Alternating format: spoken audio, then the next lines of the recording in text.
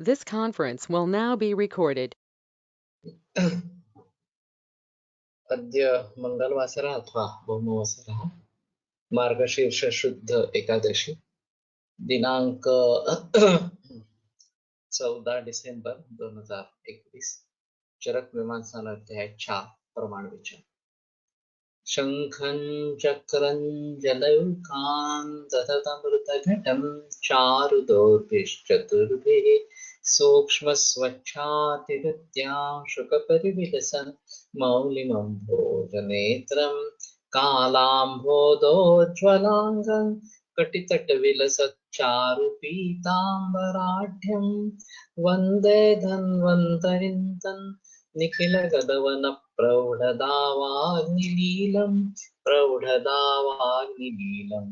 ब्रह्मणो हि समारब्धा मात्रेयाद्येषु पूजिताम् अस्मदाचार्यपर्यन्तां वन्दे गुरुपरम्पराम् आयुर्वेदरतं वन्दे माधवाख्यं महागुरुम् आयुर्वेदामृतं सर्वं शिष्येभ्यो यः प्रदत्तवान् द्रष्टाज्ञानी दृष्टकर्मा कृतकर्मा तथैव च अध्यापको श्रेष्ठो महान् संशोधकस्तथा गुणैरेतैः समुदितैः यत्कार्यं प्रतनोति सः समृद्ध्यर्थं हि कार्यस्य वयं न प्रयतामहे सरस्वत्यै नमो यस्याः प्रसादात् पुण्यकर्मभिः बुद्धिदर्पणसङ्क्रान्तं जगदध्यक्षमीक्षते आत्रेयं प्रथमं वन्दे आयुर्वेदजगद्गुरुम् आयुर्वेदामृतं सर्वं गृहीत्वा हि सुरेश्वरात् अग्निवेशादिकेभ्यो यत् प्रेच्छद्मि सप्तमः प्रथमं तन्त्रकर्तारम् अग्निवेशं नमाम्यहम्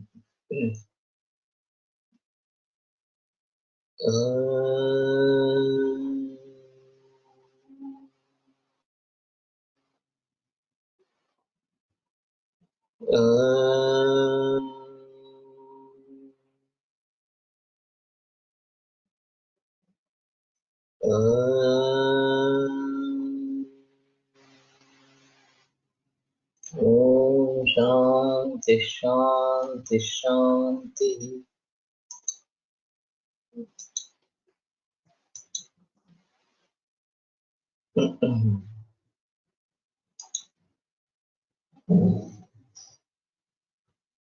भयं विषादेन धैर्यम अविषादे।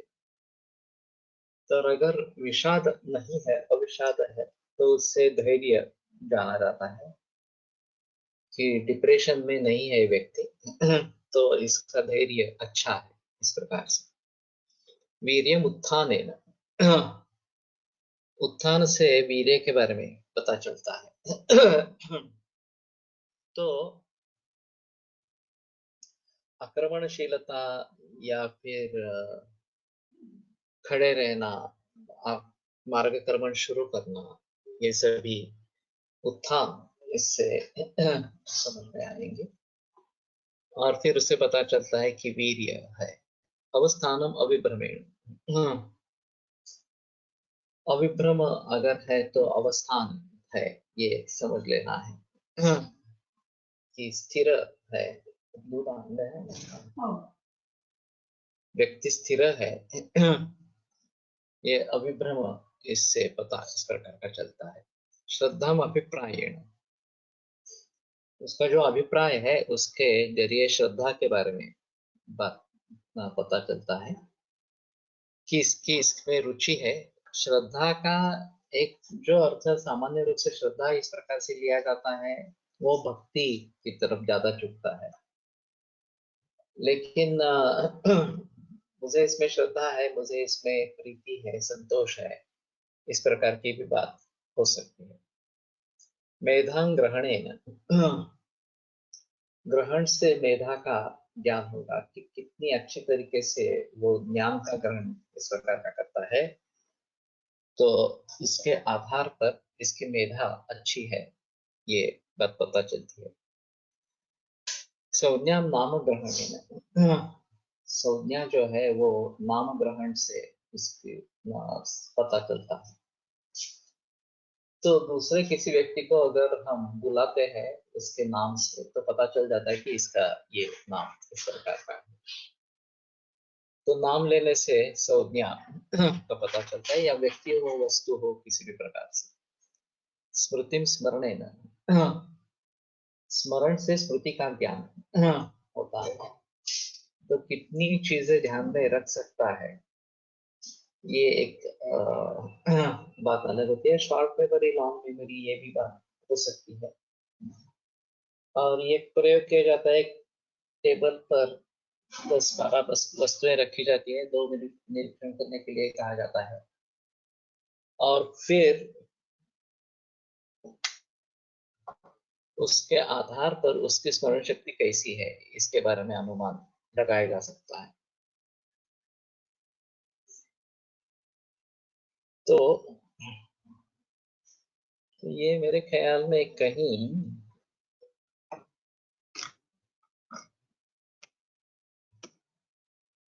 पावर सप्लाई से रिलेटेड है क्या ये? जैसे पावर सप्लाई शुरू किया तो ये फिर से आवाज आने लगी।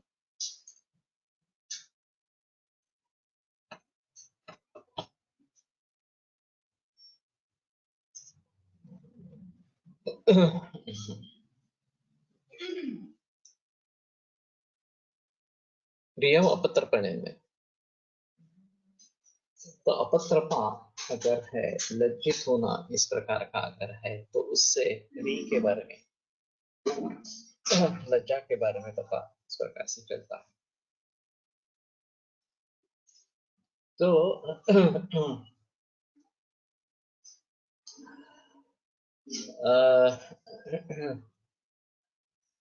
ये सब क्यों बता रहे हैं, ये एक बार देख लेना चाहिए, इनका महत्व एक्चुअली क्या है। शीलम अनुशीलनेन, अनुशीलन जिस चीज का होता है, बार बार जो चीजें करता है, उससे शील के बारे में पता चलता है।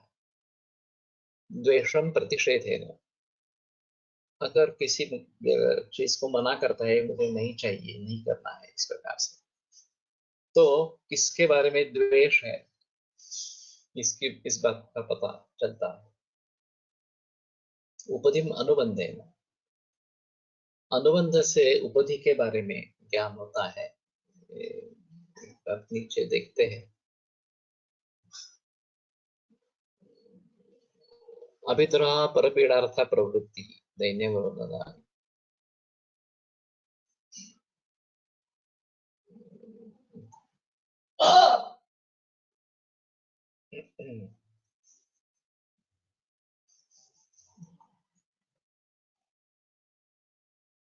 उपाधिम अनुबंधेन इति पाठः। एक बार आगे जाकर देखते हैं उपधि का।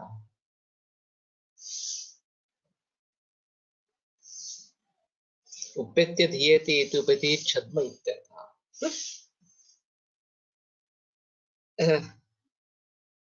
तो छद्म एक कपट इस प्रकार का है। तो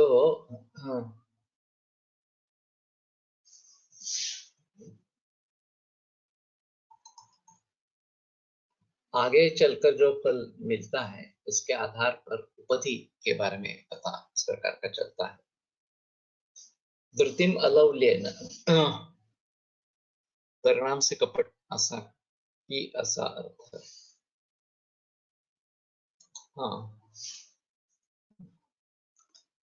परिणाम से कपट के बारे में पता चलता है इस प्रकार से। अनुबंध यानी कि दीर्घकालीन उसका जो फल मिलेगा, उसके आधार पर कपट के बारे में पता चलेगा इस प्रकार से। धृतिम अलौल्येन, अलौल्य से धृति अच्छी है, धारणा शक्ति अच्छी है, इसके बारे में पता चलता है। वश्यताम विधेयतया, का हो, पण नियंतु महितात अर्थात तृतीय नियमात्मिका है। अगर किसी के बारे में लौल्य नहीं है, या होकर भी उसके ऊपर कंट्रोल करते हैं, तो धृति अच्छी है, इस प्रकार से समझ लेना चाहिए। वश्यताम विधेयतया, दूसरे को किस प्रकार से विधेय कर सकते हैं, हमारे अनुकूल बना सकते हैं, या हमारे कहने पर जैसा चाहिए वैसा करने के लिए कह सकते हैं। उसके आधार पर वश्यता के बारे में पता चलता है कि ये वश है, इसको मनाया जा सकता है इस प्रकार से। वयोभक्ति सात्म्य व्याधि समुत्थानानि काल देश उपश्रय वेदना विशेषे। तो वय का अनुमान काल से, भक्ति का अनुमान देश से, स्वात्म्य का अनुमान उपदेश से, उपशय से, और व्याधि समुत्थान का वेदना विशेष से होता है। तो इस सभी का एक समास क्यों बनाया, ये भी एक सवाल है। और शायद एक के लिए केवल एक ही लागू रहेगा ऐसा नहीं, बाकी भी भाव उसमें शामिल होते होंगे, ये शायद एक बात हो सकती है। और वय का अनुमान काल से लगा सकते हैं कि जन्म तिथि क्या है, आज की तिथि क्या है, इसके आधार पर इतने बरस पूरे हुए हैं, इतने बरस, इतने महीने पूरे हुए हैं, ये बात सोच सकते हैं। तो वय के बारे में काल के अनुसार पता चलेगा। तो हमारे यहाँ केस पेपर में जन्म तारीख भी है और जन्म तिथि और वय भी लिखा है। तो कई दफा जन्म तिथि मालूम नहीं होती है, तो अंदाज से वय लिखा जाता है। लेकिन अगर जन्म तिथि मालूम है तो उसके आधार पर कंप्यूटर भी एज कैलकुलेट करता है। ये भी बात हो सकती है। भक्ति वो जिस देश के रहने वाला रहवासी है उसके आधार पर उसकी भक्ति क्या हो सकती है। विदर्भ के है तो कटुरस में प्रीति भक्ति होगी, इस प्रकार से सोच सकते हैं। साथ में भी देश से या उपशय से सोचा जा सकता है कि इस देश में रहने वाला है तो ये इस प्रकार का सात्म्य होगा, या इस प्रकार से उपशय मिल रहा है तो इसका सात्म्य होगा। और व्याधि समुत्थानानि उपदेश विशेष है। और व्याधि समुत्थान जो है, व्याधि के कारण, जो वेदना विशेष से उसके बारे में पता चलता है। तो ये लक्षण उत्पन्न हो रहा है, तो इसके पीछे ये कारण होगा, व्याधि समुत्थान विधेय आज्ञाकारी। ओके। तो हमारा वश होने वाला, हम जो कहेंगे वो करने वाला, इस प्रकार से, इस प्रकार का।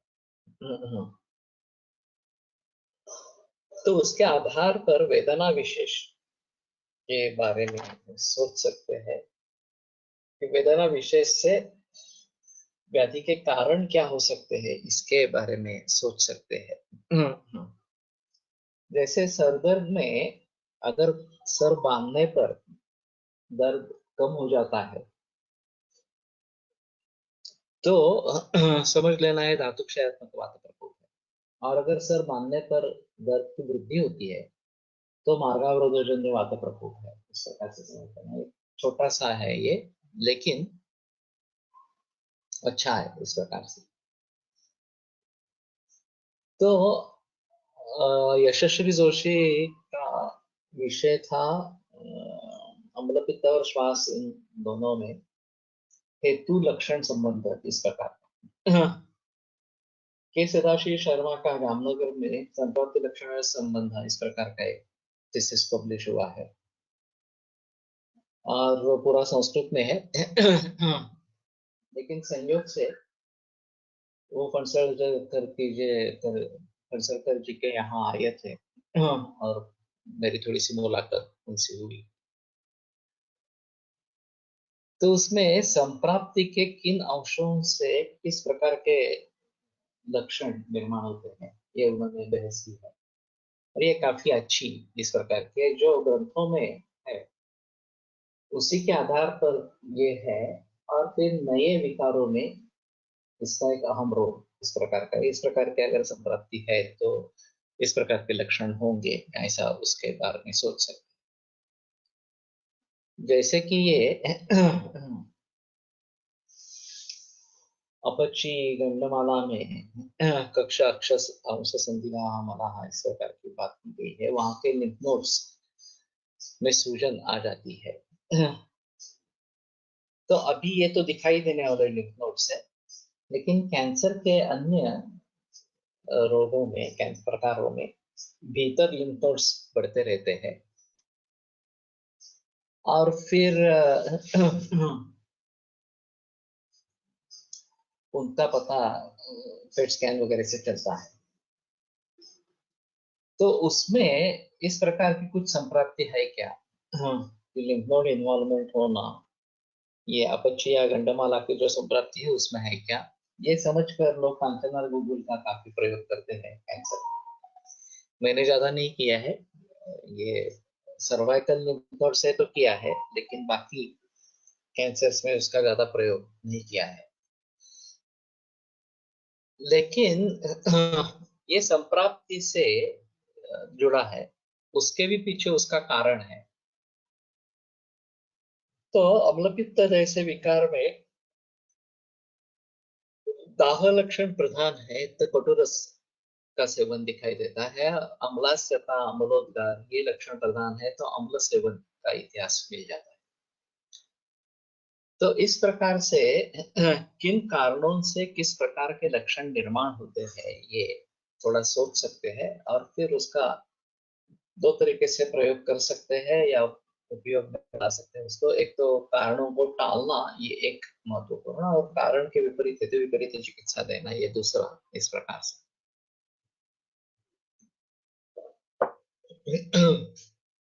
तो इसके बारे में थोड़ा सा सोचना इस प्रकार का पड़ेगा। गूढ़लिंगम व्याधि उपशयान उपशयाभ्याम, अगर गूढ़लिंग इस प्रकार का व्याधि है, लक्षण व्यक्त नहीं है, तो उपशय अनुपशय से उनकी परीक्षा करें। एक पुरानी किताब है आत्रेय प्रकाशन की, व्याधि में निश्चय, इस प्रकार की।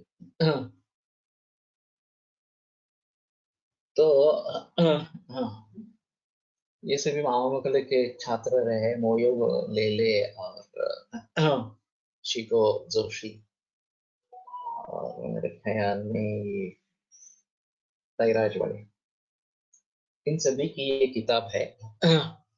फिर से उपलब्ध हुई थी, ये पुराने जमाने में थी, फिर बाद में इसकी उपलब्धि नहीं थी, फिर से ये पब्लिश की गई। तो शायद एक बड़ी अच्छी किताब है, और पूरे संदर्भों का संकलन उसमें किया गया है। तो उसमें गुणलिंगम व्याधि उपशयान उपशयाभ्याम परिक्षेप के बारे में, जीर्ण ज्वर है या त्रिरूप राजयक्ष्मा है, इसमें कभी कभी संदेह हो जाता है। तो जीर्ण ज्वर की चिकित्सा करें, उससे उपशय नहीं मिले तो त्रिरूप राजयक्ष्मा की चिकित्सा करें, ऐसा उन्होंने लिखा है। मैं थर्ड ईयर में था और एक वृद्ध व्यक्ति मेरी मरीज थी, उनको यही हुआ कि त्रिरूप राजयक्ष्मा या जीर्ण ज्वर है, करीबन 2 महीनों से बुखार था इस प्रकार से।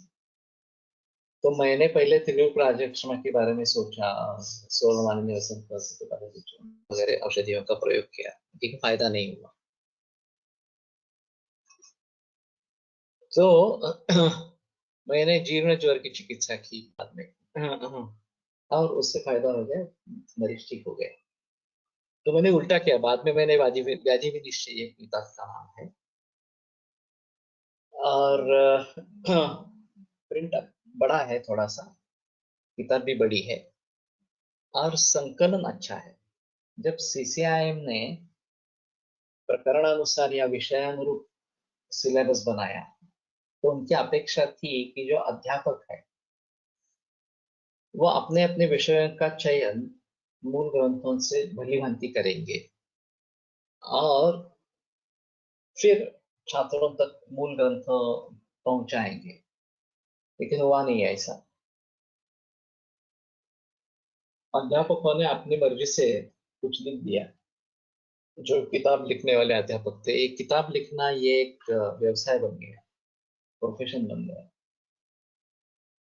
और फिर किसी न किसी तरीके से जल्दी किताब बाजार में लाए, ये शुरू हुआ। और केवल महाराष्ट्र में इतने सारे कॉलेजेस हैं, तो वैसे हिंदी में काफी अच्छी किताबें हैं। लेकिन फिर भी महाराष्ट्रियन विद्यार्थी वो नहीं पढ़ते, और केवल मराठी पर ही निर्भर है। तो इसका फायदा कुछ अध्यापकों ने उठाया, और जिसको बिल्कुल कुछ भी क्वालिटी नहीं है, इस प्रकार की किताबें बाजार में आ गई। और फिर उन्हीं को पढ़कर लोगों ने बीएमएस किया, बाद में एमडी किया, फिर कॉलेज में लग गए, और वही सिलसिला चलता रहा, उन्हीं किताबों को पढ़ाते रहे इस प्रकार से। तो जब तक अच्छी किताबें नहीं आती, तब तक इनका दूर होना काफी मुश्किल इस प्रकार का। और जैसे जैसे अच्छी किताबें आई, तो ये दूर हो गई, ये तो सही है। लेकिन अच्छी किताबें लिखने वाले लोग कम होते हैं, और उनको समय भी ज्यादा लगता है, ये तुरंत लिखते हैं ऐसा नहीं है। मैंने खुद पदार्थ विज्ञान की किताब लिखना शुरू किया, वो 88 89 इसमें शुरू किया। फिर मैं तिलक महाराष्ट्र विद्यापीठ में ज्वाइन हो गया, और मुझे बिल्कुल फुर्सत नहीं मिली, वो किताब वैसा ही रह गया। तिलक महाराष्ट्र विद्यापीठ से इस्तीफा देने के बाद मैंने फिर उसके लिए कोशिश की, तब पता चला कि सिलेबस चेंज हो चुका है। तो नए सिलेबस के आधार पर फिर से थोड़ा सा उसका संगठन किया, और फिर ये अष्टांग आयुर्वेद इतिहास और पदार्थ विज्ञान इकट्ठा हो गया। तो मुझे सुझाव मिला कि दोनों की एक साथ किताब होनी चाहिए, नहीं तो प्रॉब्लम करेगी। सिर्फ मनोज चौधरी आयुर्वेद इतिहास पढ़ाता था, उसके साथ मैंने एक किताब पब्लिश की, पदार्थ विज्ञान। तो करीबन उसमें 25 वर्ष चले गए। करीबन 90% किताब तैयार थी, सिर्फ 10% काम बाकी था, लेकिन समय ही नहीं मिला। अभी तो पब्लिश्ड है, और मालूम नहीं कि कितने छात्र या अध्यापक उसका उपयोग कर रहे हैं। अष्टांग हृदय की हमारी किताब बहुत अच्छी बिक रही है, उसकी हिंदी भी ऑटोमेटिक एडिशन निकली है। लेकिन पदार्थ विज्ञान के किताब के बारे में, या फिर ये प्रारंभिक पाणिनियम जो व्याकरण में किताब लिखी थी, उसके बारे में, तो जब अच्छी किताब आती है, प्रारंभिक पाणिनियम बहुत अच्छी किताब है ये लघु सिद्धांत कौमुदी, लेकिन उसको पूरा करने में काफी समय लगता है, और प्रैक्टिस संभल कर ये सब करना काफी मुश्किल होता है। फिर भी मैंने काफी किताबें लिखी है, आम लोगों के लिए भी लिखी है, और विद्यार्थियों के लिए भी लिखी है। अभी ये नया तरीका अपनाया है कि ऑडियो रिकॉर्डिंग करते रहे और फिर उसकी किताब बने, जिस प्रकार से अभी कर रहे हैं। तो ये थोड़ा आसान इस प्रकार का होता है। तो उपशय अनुपशय से उसकी परीक्षा करें, ये एक अहम मुद्दा इस प्रकार का है। सामवायु है तो स्नेहन से वृद्धि होती है, तो इसमें दो अर्थ निकल सकते हैं। एक तो सामावस्था है इसलिए वृद्धि होगी, स्नेहाद्य वृद्धि मापना, इस प्रकार का बताया गया है। और दूसरा, वात ज्यादा प्रबल है और स्नेह कम है, तो भी वात स्नेह को जीत लेता है और लक्षण बढ़ते हैं। तो इसमें संदेह नहीं होना है कि अभ्यासक्रमानुसार ऑडिओ सीरीज पब्लिश केली तर आपला वेळ कमी लागेल। लेकिन सिर्फ मैं ही क्यों, तुम सभी लोग जो है वो भी एक एक विषय को लेके हाँ, करो, वो एक अलग इस प्रकार का माहौल होगा। और वैसे मैं तो कर रहा हूँ, वो अलग बात है इस प्रकार से। लेकिन ये सुझाव अच्छा है। लेकिन सिर्फ मेरे लिए नहीं होना है, सभी के लिए होना है।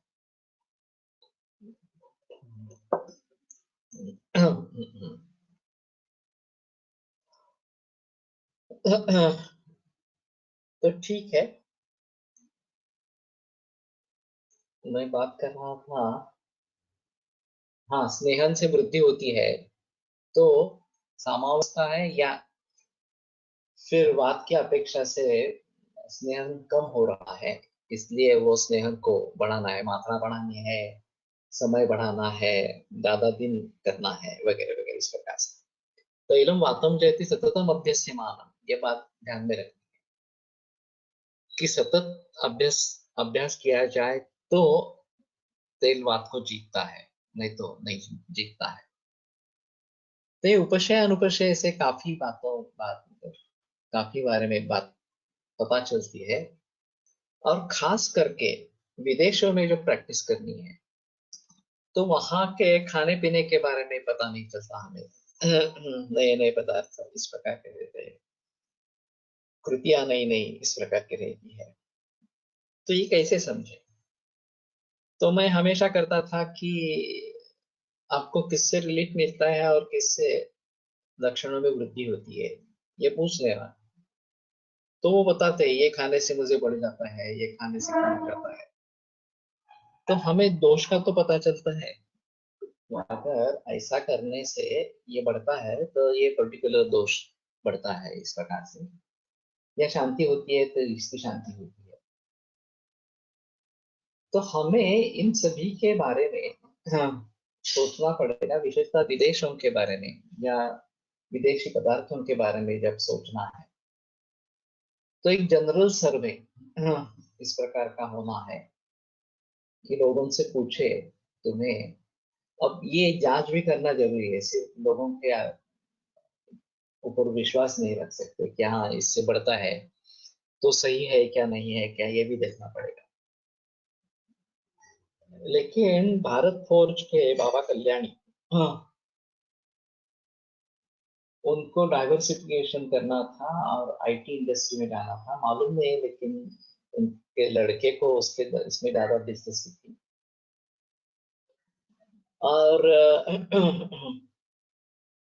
उन्होंने एक कल्पना सोची आयुर्वेद में, आयुर्वेद और आईटी, इसके लिए एक कल्पना सोची कि सभी लोगों के अनुभव इकट्ठा करेंगे आयुर्वेद के बारे में जो भी है वो, और फिर उसकी परीक्षा होगी कि जांच की जाएगी, और फिर जो अनुभव सच्चे हैं, जिनके आधार पर कुछ बारे में सोच सकते हैं आयुर्वेद के हिसाब से, उनको आगे रिसर्च में लेना है, ऐसा उनका कहना।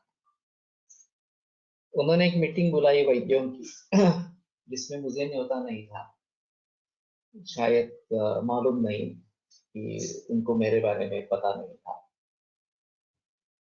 लेकिन उस मीटिंग के बाद वो संतुष्ट नहीं रहे। और उन्होंने फिर से खोजना शुरू किया वैद्यों को, तो मुझ तक पहुंच गए। तो उनके जो रिप्रेजेंटेटिव्स थे इस प्रकार से, वो काफी प्रभावित हुए निस्कंद कोश के कार्य से। और फिर उन्होंने कहा कि ठीक है, हम हमें अच्छा लगता है कि आप इस कार्य को भली भांति निभाएंगे। तो फिर बाबा कल्याणी की भेंट हुई मेरी।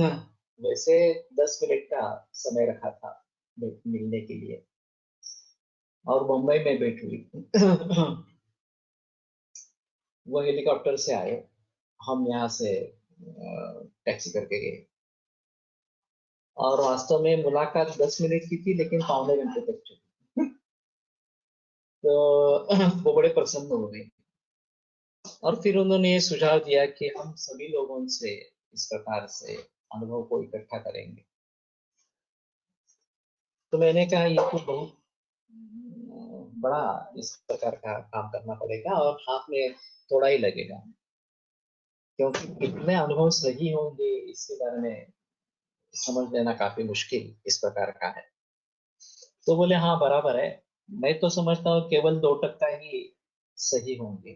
बाकी 98% विल बी रिडंडेंट, बट उसको उन 98% को कलेक्ट करने के लिए 2% को कलेक्ट करने के लिए 100% हमें प्रयास करने।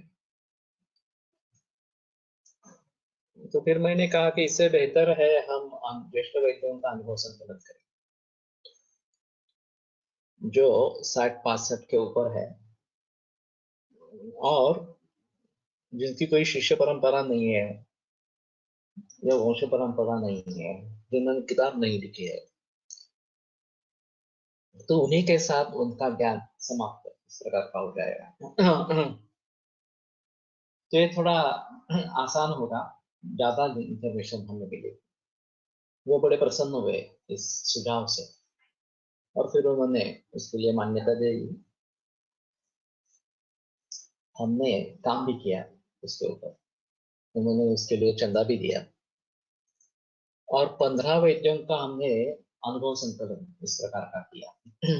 वो कॉपीराइट उनका ही था, प्रॉपर्टी, तो हमने उनको सौंप दिया।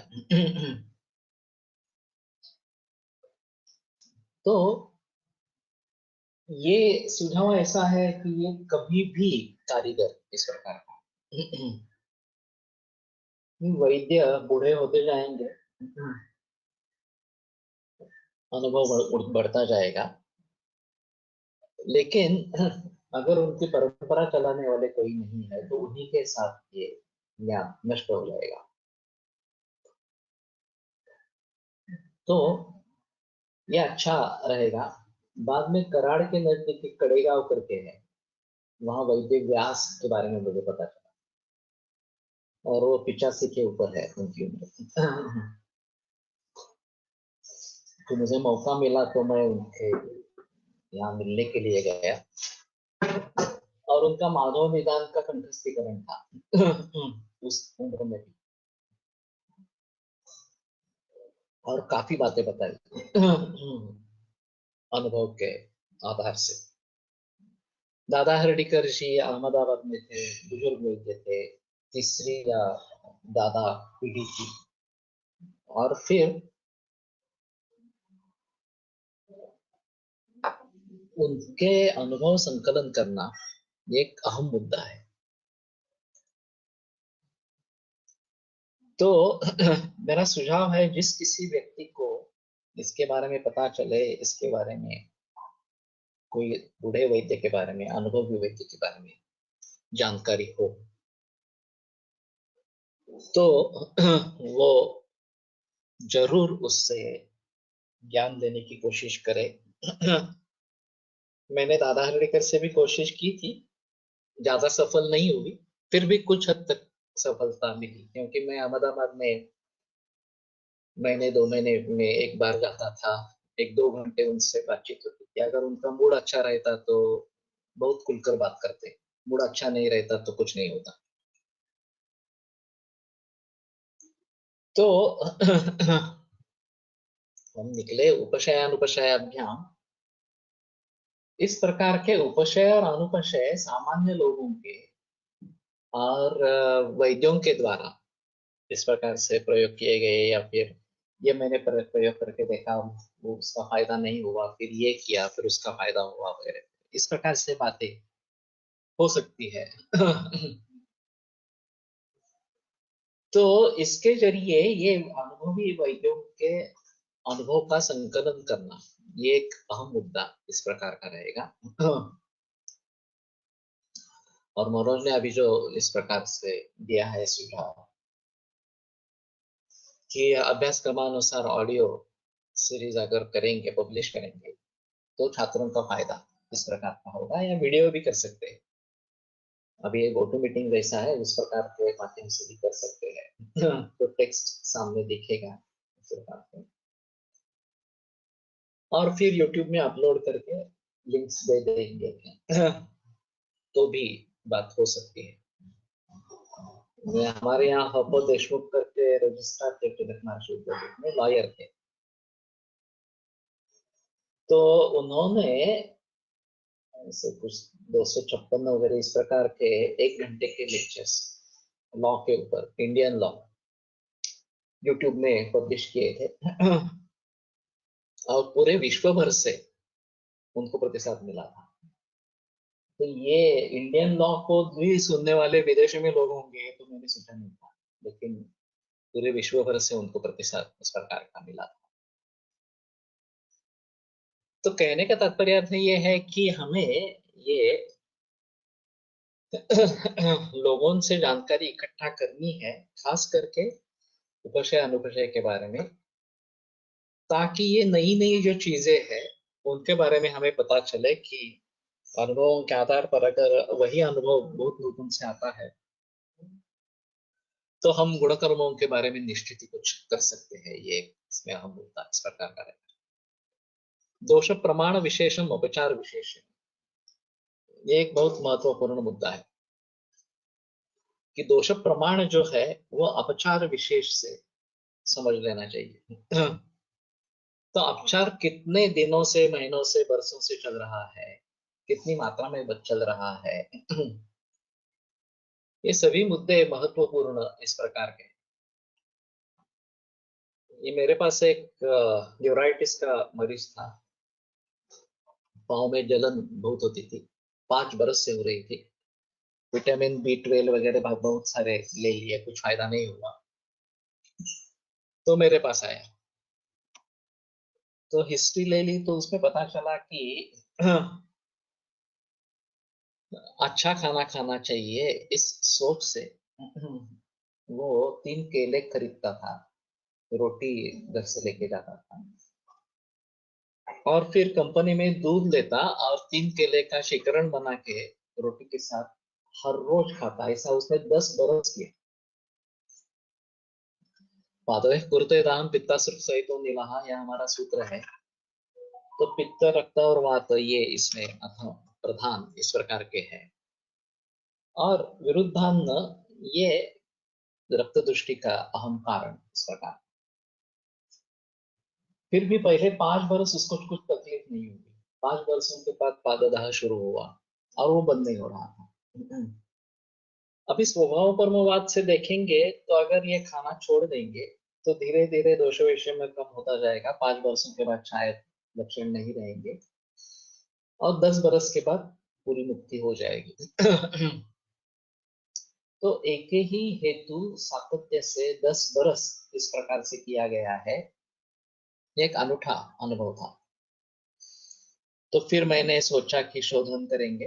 वृद्धाश्रम पर रोगान प्रत्यहन्ति विरेचनम वमनम च मनम च पूर्वम वाक्यसे। तो वमन, विरेचन, रक्त मोक्षण तीनों करवाया और वो 3 महीने में ठीक हो गया।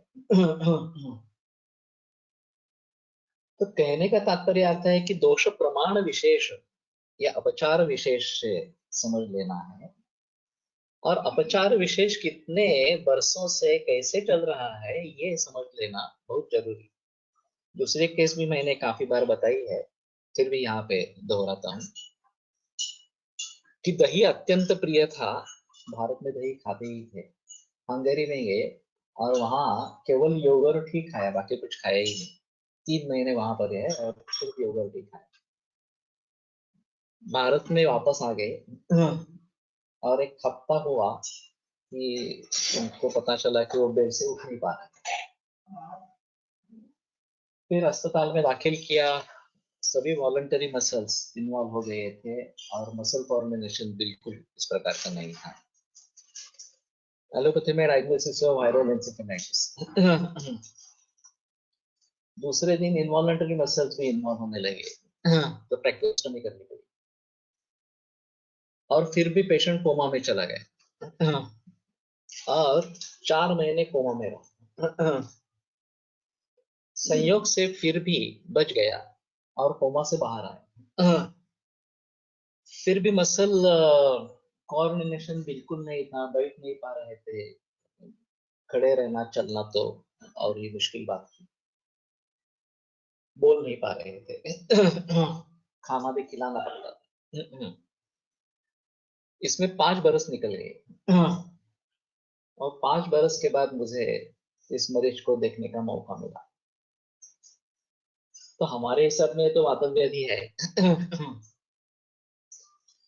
और अवृतवात जैसी कंडीशन है। अवृतावायो ज्ञाता ज्ञाता वा वत्सरं स्थिता कर प्रयत्नेनापि दुस्साध्याः भवेयुर्वा अनुपक्रमाः।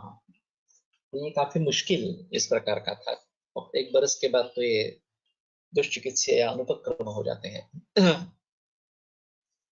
फिर भी उनको अम्ल प्रीति तभी भी थी और दही तो खाते ही थे। तो खट्टा दही खाते थे और अम्ल प्रीति थी। तो ये देखकर मुझे पता चला कि नामुत्व सूपम नाक्षोदरम तन्नाकृतसितोपलम नचाना मलकम ना, जो एंटीडोट्स दही के बताए गए हैं उसमें अमलक है, जो अमलक साथ में। तो अमल की इस मरीज में अच्छा काम करेगी ऐसा मैंने सोचा। और जैसे ही च्यवनप्राश हमने आरंभ किया तो उनमें सुधार होने लगा। बहुदोषलिंगे देखील दोष प्रमाण ज्ञानात्, यस डेफिनेटली बहुदोषस्य लिंगानि तस्मिन् संशोधनं कृतम्। ये चरक सूत्र स्थान 16वें अध्याय में, 16वें या 17वें में, शायद 16वें में। तो वो 1 महीने में बैठने लगे, 6 महीने में व्हील चेयर पर आ गए, बोलने लगे, कॉलेज में फिर से ज्वाइन हुए लेक्चरर के रूप में। तो 60-70 तक के प्रतिशत सुधर गए इस प्रकार से। तो ये एक अलग बात इस प्रकार की है। दोष प्रमाण विशेषण विशेषम अपचार विशेषण, ये अपचार विशेष इस प्रकार का है। इसमें तो मुझे क्ल्यू भी मिल गया कि दही सेवन है इसलिए हमारे को क्ल्यू मिला। अगर इस प्रकार का क्ल्यू नहीं मिलता है तो थोड़ी मुसीबत होती है, लेकिन कम से कम दोष प्रमाण के बारे में तो पता चल ही जाता है इस प्रकार से। तो इनको भली भांति देखना है और फिर उसको किस प्रकार से हम उसके बारे में सोचेंगे, ये देखना है। और वैसे दही सेवन के बारे में काफी बहस हो सकती है, क्योंकि दही रात में खाते हैं, दिन में खाते हैं, हर रोज खाते हैं, हफ्ते में 3-4 दिन खाते हैं, खट्टा खाते हैं, अधूरा खाते हैं वगैरह। वेरिएबल्स बहुत सारे हैं, उन सभी को ध्यान में रखते हुए नहीं, स्वनिर्मित था च्यवनप्राश, बाजार से नहीं। तो इसके बारे में सोचना पड़ेगा। और फिर अग्नि कैसा है, शारीर बल कैसा है, ये भी सब बातें देखनी है कि इस बैकग्राउंड पर इस प्रकार का अपत्य सेवन और इस प्रकार का नतीजा। बहुत सारे मरीजों में ऐसा होता है कि 30-40 बरस तंबाकू खा रहे हैं फिर भी कुछ नहीं हुआ है, स्मोकिंग कर रहे हैं फिर भी कुछ नहीं हो रहा है। तो शायद ये उनका शारीरिक बल, मनोबल प्रतिरोधी है। जब ये कम हो जाता है शारीरिक बल तो बीमारी उभर आती है।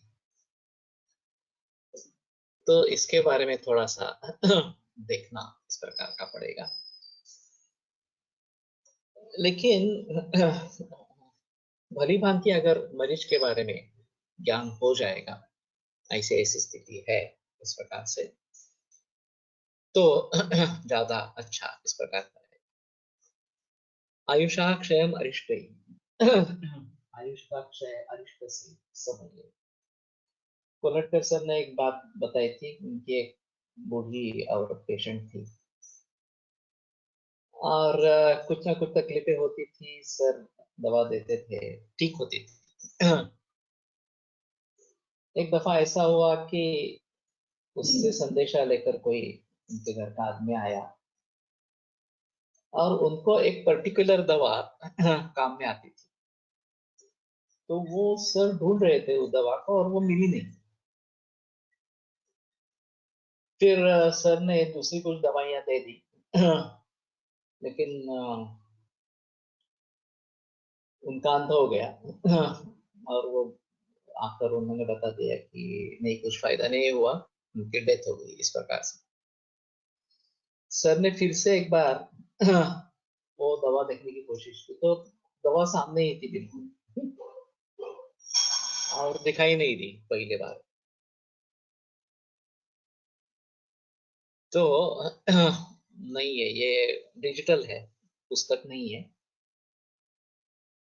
और उसमें काफी दिक्कतें भी होती है थोड़ी सी। अगर ये काम हम चैरिटी के जरिए करेंगे, क्योंकि इसमें पैसा लगा था, तो ये बात छोड़ो। जो संपादित, अगर हम केवल तुम्हारा ज्ञान लोगों तक पहुंचे इसलिए कर रहे हैं, उनका कुछ आदर सत्कार करके उनसे ज्ञान प्राप्त करने की कोशिश करें और मुफ्त में ये ज्ञान लोगों तक पहुंचाए, तो ज्यादा अच्छा इस प्रकार का है। तो इसमें ये क्लॉज था, क्योंकि कॉपीराइट उनका उनके पास था। तो हमने कुछ उसका प्रयोग नहीं किया। मैंने सिर्फ वो संकलित करते समय जो भी ज्ञान हुआ होगा उतना ही वो रहा इस प्रकार से।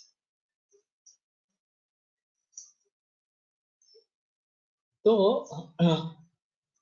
दवा मौजूद होने पर भी अगर मिलती नहीं है, तो एक रिष्ट लक्षण बताया गया है।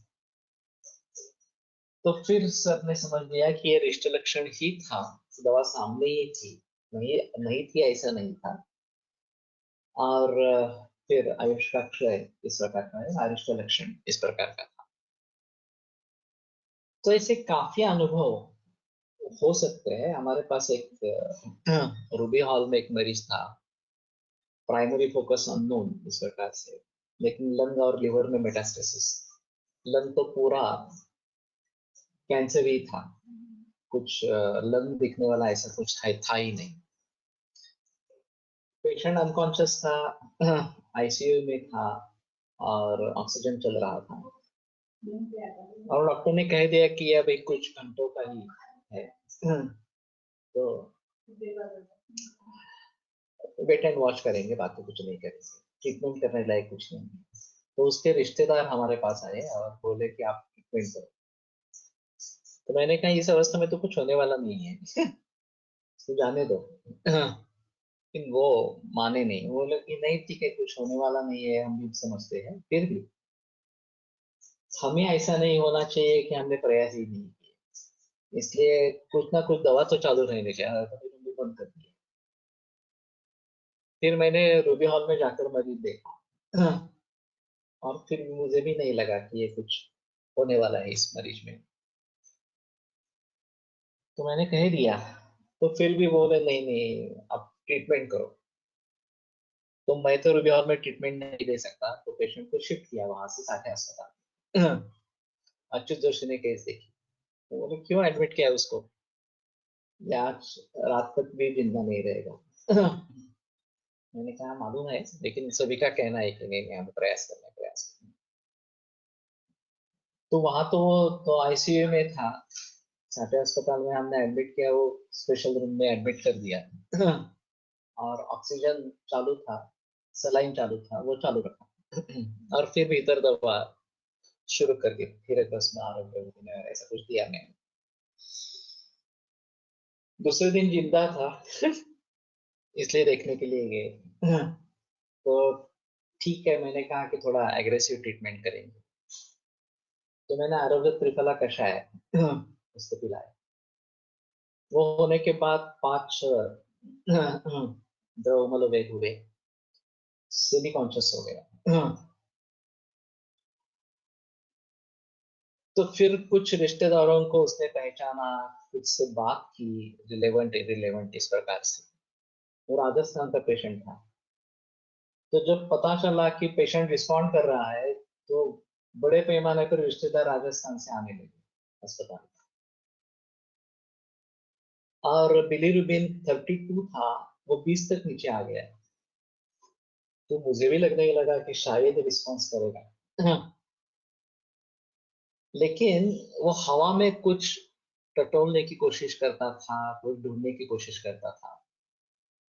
तो असद रूपाणी पश्यति। एक रिश्ते लक्षण है, जो वास्तव में कुछ है ही नहीं, वो दिख रहा था उसको। तो मैंने रिश्तेदारों से कहा कि ठीक है, ये तो रिस्पॉन्स कर रहा है, लेकिन ये पूरी तरीके से ठीक होगा नहीं, हो मालूम नहीं, तो कोशिश करेंगे। तो 6 दिन तक जिंदा रहा, फिर उसकी डेथ हो गई। फिर भी हमारे लिए ये बहुत बड़ा अनुभव था। एक तो मैंने भी सोचा नहीं था कि ये इतने दिन जिंदा रहेगा। क्वालिटी ऑफ लाइफ इंप्रूव होगी, ये तो किसी ने भी सोचा नहीं कि रिश्तेदारों से बात कर सके, रिश्तेदारों को पहचान सके, ये तो हमने कभी भी सोचा नहीं था। और बगैर आईसीयू मैनेजमेंट हुई। एक दिन में हमने सलाइन हटा दिया, क्योंकि ये लाजामंड हमने शुरू कर दिया था। और फिर मुद्देयूश, तो 1.5 लीटर तक इंटेक जाने लगा।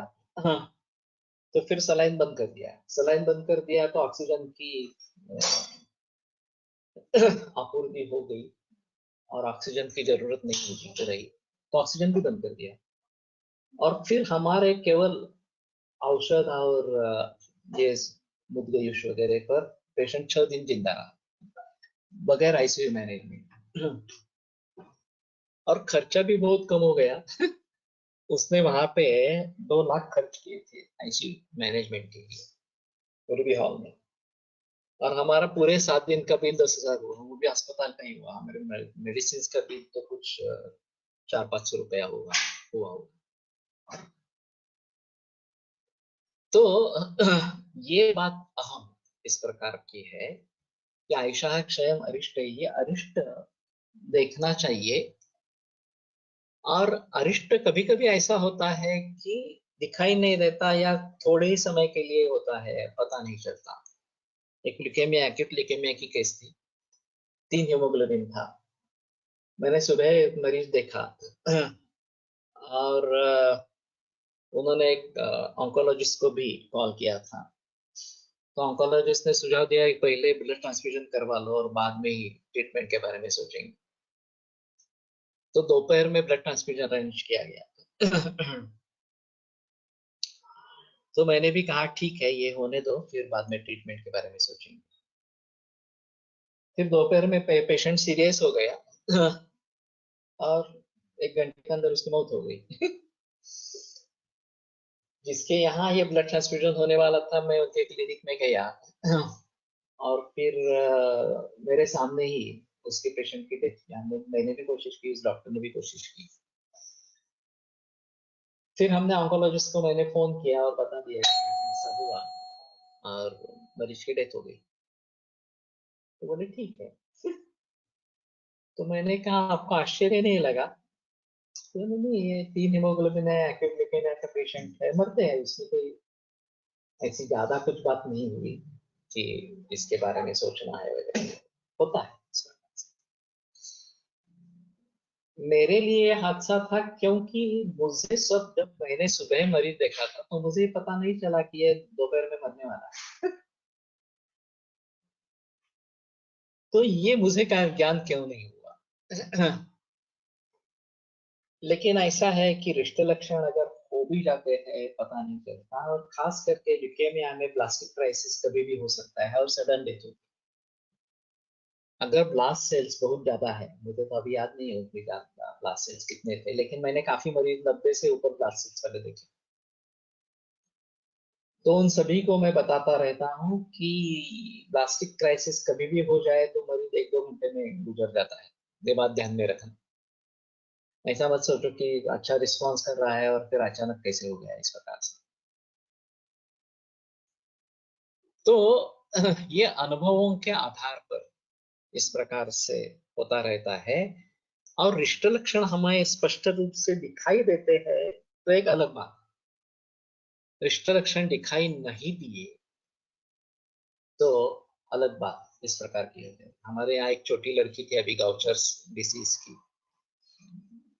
3-4 दिन पहले सीरियस हो गई, यूरिन इन्फेक्शन था, एलोपैथी में भी कुछ एंटीबायोटिक्स दे दी थी, मैंने भी कुछ दवाइयाँ दी, लेकिन फिर भी सीरियस हो गई। फिर आईसीयू में दाखिल किया, वेंटिलेटर पे रखा, और कल सुबह उसकी मौत हो गई।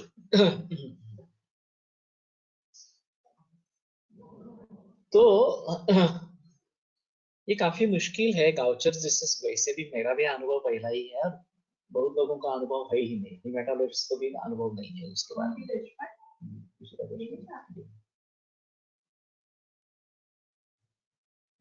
तो इन सभी के बारे में हमें कैसे पता चले ये रिष्ट लक्षण है, कुछ होने वाला नहीं है वगैरह इस तरह से। उसमें काफी अनुभव आए। इस लड़की के बारे में 9 वर्ष की थी, और इशिता देशपांडे करके, और सूजन बहुत होती थी।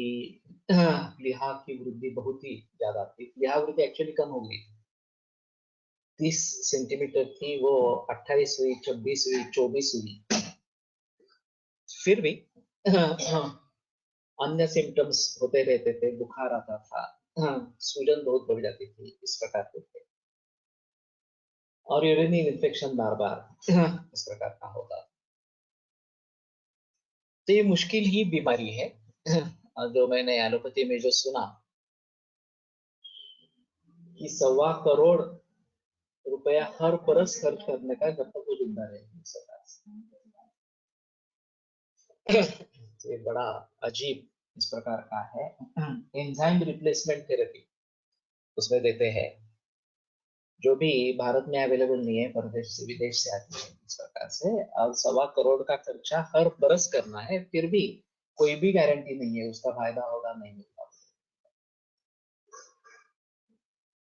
तो ठीक है, मेरा ये तो संयोग रहा कि मुझे इस प्रकार का अनुभव तो कम से कम मिला गाउचर डिसीज का। तो ये भी एक अहम मुद्दा है कि इस प्रकार का अनुभव पाना, ये भी एक अलग इस प्रकार का माहौल है। तो ठीक है, जो वृद्ध वैद्यों का संकलन, अनुभवों का संकलन, मैंने काफी बार इस व्याख्यान में अनुभवों के बारे में बताया है। तो उनका अगर संकलन हो जाता है इस प्रकार से, मैं प्रसंग के अनुसार बताता रहता हूँ, और मेरे खुद के अनुभव काफी है, लोगों के, मेरे गुरुजनों के भी अनुभव काफी है। जैसे भाग्यवाड़ी की किताब है अनुभव, इस प्रकार की गुण शास्त्र की, औषधि गुण शास्त्र के बारे में किताबें, इस प्रकार के दातार गुरु जी की किताबें,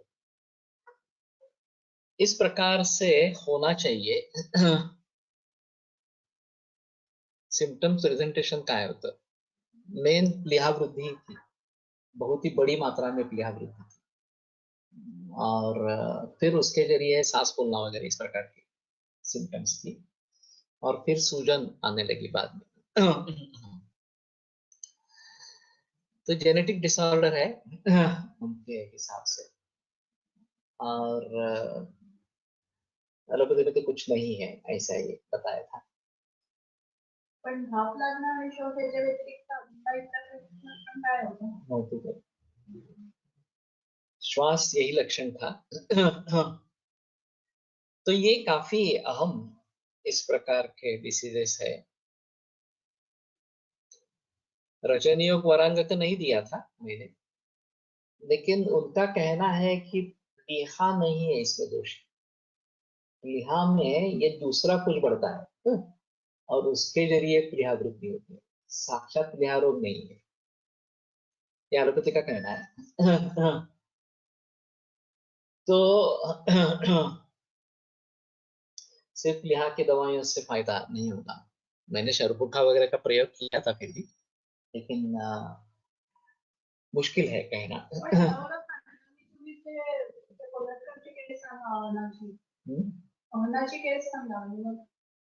नहीं, पर उसकी तो एक्सीडेंट की गई थी। एक दूसरी लड़की थी, उसका भी प्लीहा वृद्धि हुई थी, लेकिन वो एक्सीडेंट के बाद हुई थी। उसके बारे में भी काफी प्रयास किए, हाँ, लेकिन फिर उसका ऑपरेशन कर दिया, ऑपरेट कर दिया उसका। तो वो एक्सीडेंटल थी, ये तो निज दोषों से थी, तो इसमें काफी मुश्किल इस प्रकार की होती है। वैसे प्लीहा वृद्धि ल्यूकेमिया में देखी जाती है, लेकिन वो ल्यूकेमिया की ट्रीटमेंट करेंगे तो कम हो सकती है, या दूसरे किसी अप्लास्टिक एनीमिया वगैरह इस प्रकार की जो एनीमिया है उसमें प्लीहा वृद्धि दिखाई देती है। वैसे अप्लास्टिक एनीमिया के भी पेशेंट बहुत कम होते हैं। मतलब मेरा सौभाग्य रहा है कि मेरे पास इस प्रकार के मरीज आए हैं इस प्रकार से। तो ठीक है, यहीं पे रुकते हैं, कल आगे बढ़ेंगे। आयुर्वेद प्रकांडो निगदित इह हि शल्यतंत्र प्रधानः शिष्येभ्यः शाश्वतोऽयं निखिलजनकृपा व्याप्तचित्तेन येन आयुर्वेदस्य वाञ्छन् पुनरपि भुवने ताञ्च सुष्ठु प्रतिष्ठां श्रेष्ठं धन्वन्तरिं प्रणमति च सदा वैद्यवर्गो हि नूनम् वैद्यवर्गो हि नूनम्।